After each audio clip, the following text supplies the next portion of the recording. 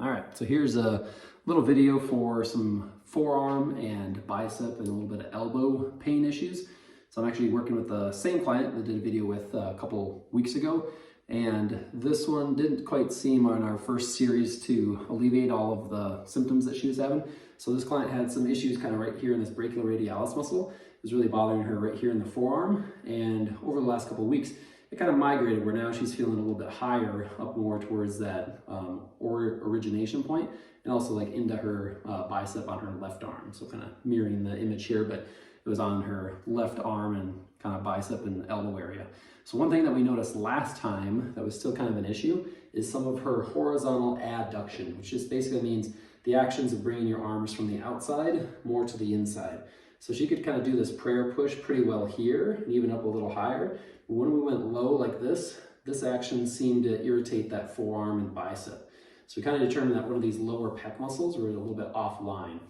So that was just kind of one range test to do, was to see, like, can you actually feel your chest when you squeeze your hand together in these different positions? So again, that was kind of the front view, the side view here, but you should also be able to still feel your chest even when your arms are extended. So here you should still feel chest, here you should still feel chest, and down here you should still feel chest, okay? So again, you can kind of do them in close, more of that kind of prayer push, and then out a little further, okay? So again, when she went into this position, she was kind of getting this to light up instead of getting that left pec to go.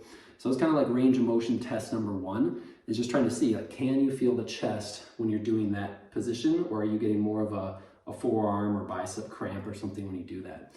So that was kind of just range test number one. Second range test I had her do was just some shoulder depression.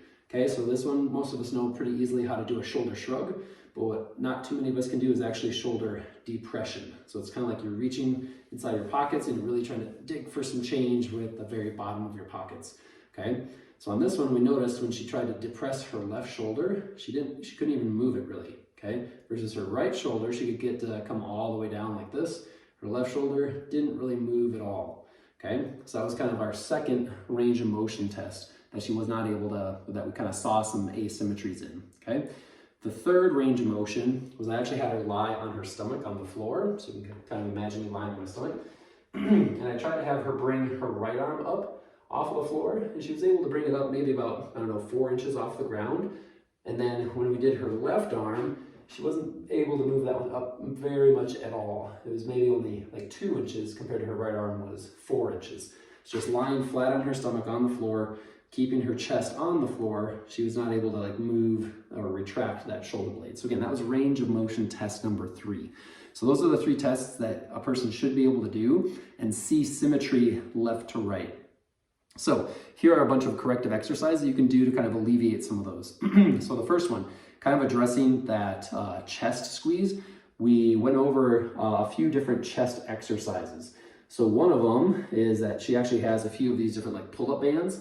I said, if you can attach this pull-up band to a stair railing and just try, again, you could do this on either side, I'm gonna demonstrate on this one, but just trying to do like a slight chest fly pulse. So when I'm doing this, you can do it at kind of chest level, you can do it down here more at like belly button level, but you should feel this big chest muscle kind of squeezing as you come across. So for this one, we're just trying to squeeze that chest very, very lightly, okay? And I would say maybe 3 sets of like 15 repetitions. And again, you should feel chest, 3 sets of 15 here. You should feel chest, 3 sets of 15 here. You should feel chest, 3 sets of 15 up in here, okay? So if for some reason you don't feel that and you start feeling that forearm or that bicep, just slightly modify or adjust that position. Maybe palm down like this might help, okay? Maybe palm forward might help, maybe even palm up may help to squeeze that muscle on, okay?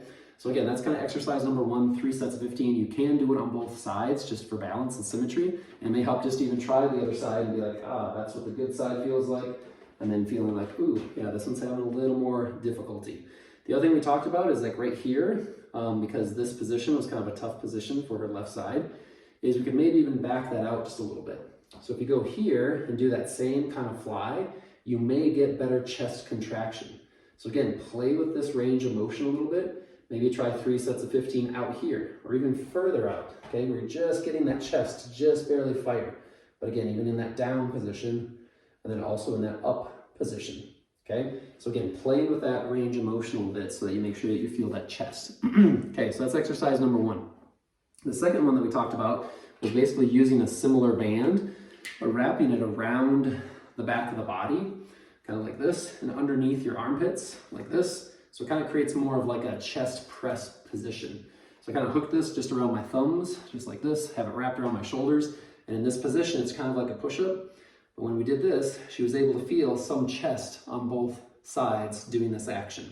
And again, you can even do like a slight chest fly position in this. But again, the purpose of it is trying to get the chest muscles to squeeze, okay? Again, we're not trying to fatigue them, so you're not trying to go like as hard as you can or trying to use as thick of a band as you can. We're just trying to get both pecs to squeeze when you put that forward. And again, you should not feel that bicep or forearm on any of these, okay? You should just primarily feel chest. One thing we did notice is that when she was trying to do this, that left shoulder wanted to kind of sneak up and out of position. So just make sure you do these in front of a mirror. You can do them nice and balanced as you're doing that chest press position. Okay, so that was exercise number 2. You're just putting the band around your back, do about 3 sets of 15. Again, trying to really squeeze the chest muscles for that one. Okay, the next one that we were doing, remember we were looking at that kind of shoulder depression range of motion, and she wasn't able to drop that shoulder down. So another exercise is one that I just call the clavicle teeter-totters. So it just kind of looks like the old school teeter-totter. What you're doing with one shoulder is you're bringing that one up while you're dropping the other shoulder down, and then you just switch. So just up and down. Now, if you don't have that range of going down, your body might compensate by trying to side bend. So just make sure your head's not moving when you do this one. So just up and down, kind of back and forth. And again, when you go down, you should feel a little bit of chest, but also some muscles here underneath that armpit as you kind of push that arm down, okay? So when we did this for her, that really opened up some of her ranges of motion. So we kind of started this one and said, yep, this one might be a really good one just to kind of reset throughout the day or even when she's sitting at her desk. So again, 3 sets of 15 of those shoulder teeter-totters was another one that kind of helped us with that shoulder mobility. Another one that we noticed was that when she took her head to the right side, so she did a right side bend, and that's my right side here, but for her it was kind of like this direction, looking in the camera, in the mirror. So for that one, if you notice, whatever direction feels more limited, so again, I'll kind of do the mirror image. So for her, it was her right side bend, so I'll do the mirror on my left, but she couldn't tip her head as far this way. It got really, really tight over here, but when she tipped her head this way, she'd go a lot further range of motion. So what we did is we kind of went to the right, and then we put that right hand up, and we're just trying to kind of gently do an isometric, tipping the top of the head lateral into the hand and doing 6 sets, holding each set for 6 seconds each. So there's just an isometric, trying to gently flex these muscles kind of on the side of the neck and the side of the shoulder, okay? So as our next one was just kind of working with that same shoulder teeter-totter action, but she was tipping her head to the right for that one. All right, the next one that we're trying to look at were a couple of different band exercises. So for this one, again, she has 2 different types of bands. She has like a little ankle band like this, and then like a bigger kind of long pull-up band like this. So this next one we're actually looking at was external rotation of the shoulder. So for this one, we just had her put this around her wrists. And all we're trying to do is kind of keep the elbows pinned. We're just trying to pull this apart. Now for this one, if you don't have like a wristwatch on like I do here, the band may try to like slide down. So if you have that trouble, just make sure you put your watch on the side that you're really trying to work. So in this case, I'd be working more or working a little bit more efficiently with my left one, because as I do my right one, you can see the band starting to slip down my wrist. So from this one, the muscles that we're actually trying to engage are right between your shoulder blades. So as you try to kind of pivot this in, again, we're not trying to pull it out and my elbows leave the sides, like it's more delts. We're trying to work the muscles that are right between the shoulder blades, more like the rhomboids and mid-traps. So again, the elbows stay next to my ribs. I'm just kind of pivoting outward. So again, maybe 3 sets of 15, pretty light. And again, should not feel anything on that forearm or bicep. It should be more of the muscles right between the shoulder blades. All right. All right, the next one that we had was working a little bit more on some of the same rhomboid position. And this one was just called the slouch to the soldier. So for this one, we're just noticing that her arms seemed to get worse when she was seated at her desk, or also if she was kind of seated in a car. So that's a little bit more, we all will tend to slouch in those positions, to where this kind of goes like this, your chest kind of gets collapsed here forward. So what we want to do is go from the slouch position to a proud soldier at attention position. And when we pull this back, we're trying to kind of lift the collarbone up, and we're trying to pull those two shoulder blade muscles together, okay? So it's not just lifting the shoulders up, we're trying to kind of lift the shoulders back and then tip that chest up. So again, we kind of go from the slouch position to the soldier position, okay? And then slouch to the soldier position. And again, we're trying to squeeze those two shoulder blades together towards the center of the back of your spine, just as if you're trying to crack a big walnut right between them, okay? So again, about 3 sets, 15 reps of just kind of a slouch, where you can kind of feel a little bit of chest. And then as you pull this back, you want to feel those rhomboids, middle trap muscles as you squeeze those shoulder blades together, okay? All right, then one of the next ones we had was a band pull apart. So for this one, we kind of switch back to this band here, and just whatever position you can go into to where you're not feeling that forearm or bicep again, and we're just trying to pull the band apart. Now, 2 things on this. One is that I can do this just with my arm muscles. So I can actually do this with my delt, and I can not even move my shoulder blade, okay? But I want to move my shoulder blade. So I really want to get here and again, try to pinch those shoulder blades together. So again, I kind of go into that soldier position and into that slouch position. I'm just trying to pull that band apart. You can kind of see my shoulder blades are kind of pinching together. And that's what we want on that one. A couple things that we showed, because sometimes the grip here was kind of bothering that forearm for her. So a couple things you can try is you can just kind of like loop this around your thumb just a little differently. Like you can even go like this. So you're not really having to squeeze much of a grip. So I just had it like that. Another thing we could do is you could put your whole hand in the loop and even loop your thumb under like this. So again, you're not really using the forearm muscles to even hold your grip. Okay, so whatever position you can go into, maybe here works a little better. Maybe more thumb down works a little better, okay?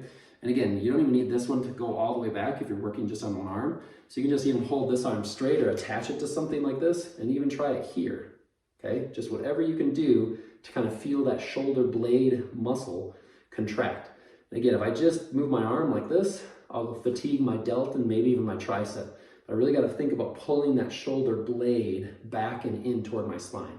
So again, 3 sets of 15, but if you start feeling this, you need to stop, okay? Because we are not trying to work this area or this muscle at all, we're trying to feel that shoulder blade area, okay? The next one we had was one that we could just call the bow and arrow.